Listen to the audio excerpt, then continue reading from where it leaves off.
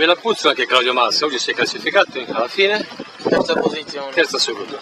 In questa gara dei tre magi del Memorial Massisi, ti è piaciuta molto come manifestazione? Una manifestazione davvero bella, ben organizzata. La prima manche non sono abituato a questo genere di partenza senza cancelletto, quindi non sono partito bene.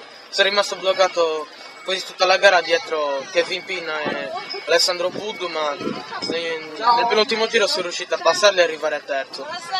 Mentre nella seconda manche ho fatto un errore in partenza partendo ultimo, ho recuperato riuscendo ad arrivare a terzo.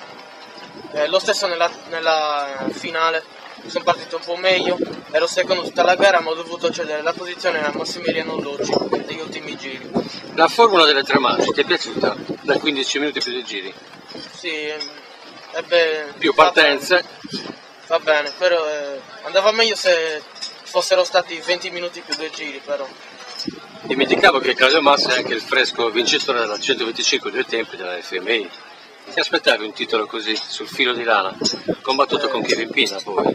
Prima del campionato mi aspettavo di vincerlo a mani basse, ma così non è stato perché mi sono sempre allenato con un 4 tempi e andare in 125 era una cosa strana. All'inizio non riuscivo a capire bene la moto, come si usava, facevo molti errori, incidenti, poi mi sono allenato bene nella pausa estiva, sono riuscito bene a capire come si usasse la moto e nelle ultime 3 gare ho recuperato abbastanza.